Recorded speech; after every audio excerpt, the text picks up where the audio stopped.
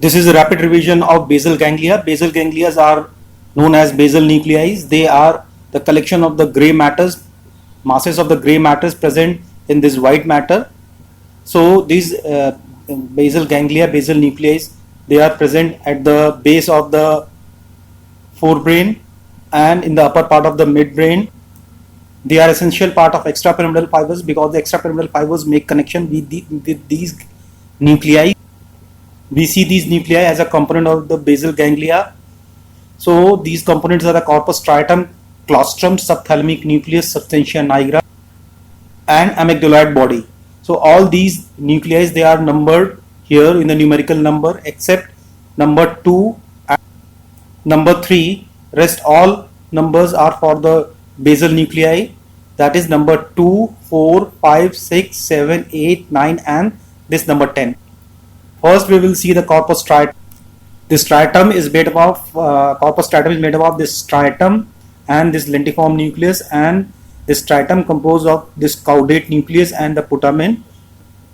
This structure number 1 is the caudate nucleus. We can see this is the head of the caudate nucleus and this is the body and this is the tail of the caudate nucleus. This caudate nucleus surround this number 2 structure, which is thalamus, and the tail end with the amygdaloid body.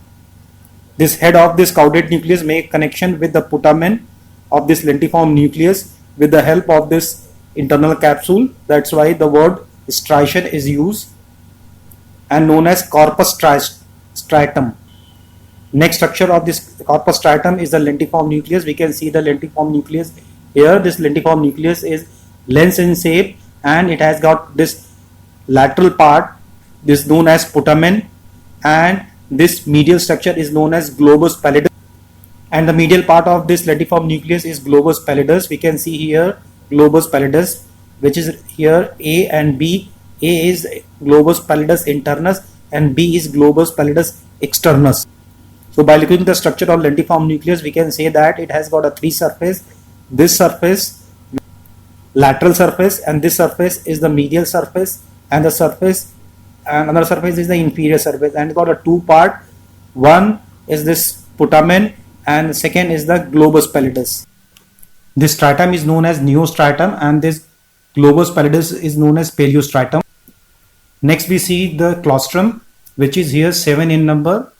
So this claustrum is a detached part of the insula and it is saucer in shape. Number 9 is subthalamic nucleus. This is present caudal to this thalamus and to the lateral half of this thalamus. This is biconvex in shape. Next nuclei is substantia nigra. This is numerical number 10. Here it is present in the midbrain. It is present all in the length of this midbrain. It has got a 2 part. One part is known as pars compacta and another part is known as pars reticularis.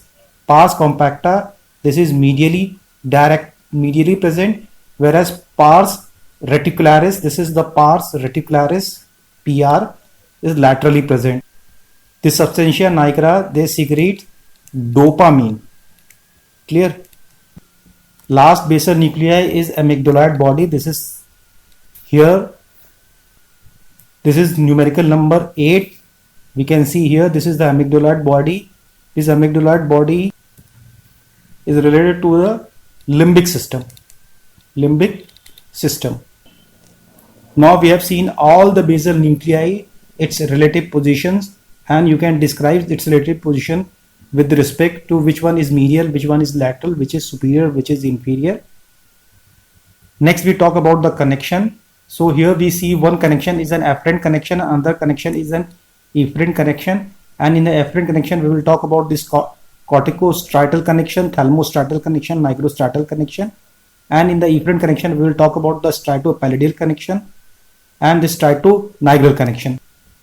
And for each connection different color will be used, so you can make out the difference with the connection.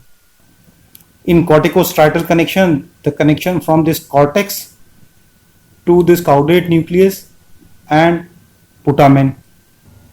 In thalamostriatal connection, the fibers from this thalamus goes to this caudate nucleus and putamen. In this nigrostriatal, the fibers from this substantia nigra, it goes to this caudate nucleus and then to the putamen. And in all this connection, the nerve fiber remain ipsilateral. In this striato-nigral connection, the fibers from this substantia nigra comes from this striatum, that is from caudate nucleus, and the putamen, the fiber, it come to the substantia nigra. In striatopallidal, the connection, the fibers comes from this striatum, that is caudate nucleus, and this putamen to this globus pallidus here, that is 5th and 6th. Also here the fiber make a connection with subthalamic nuclei, and then again information goes to the globus pallidus. Finally, all the information in this globus pallidus, it have to relay to the thalamus.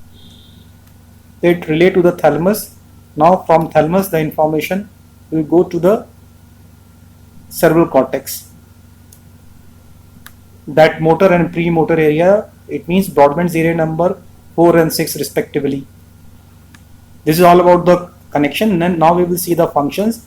So the first function is the voluntary control, second is the automatic movement and the muscle tones. Voluntary control means when we are able to move our hand or a limb, upper limb, lower limb, whatever that we do according to our choice, and the automatic movement is that when we are walking, that upper limb automatically swings. That is the automatic movement, as well as the muscle tone. Two important clinical, one is Parkinsonism, another is chorea. In the Parkinsonism, there is a deficiency of the dopamine. So deficiency of what? Dopamine. And this dopamine deficiency here at nuclei number 10, which is substantia nigra. As a result of this, patient complained resting tremor, expressionless face, and pin rolling action in the fingers. Next is the chorea. Chorea is the quick and the jerky movement which are involuntary, especially in the tongue, face and limb. This is how we finishes the rapid round. Thank you.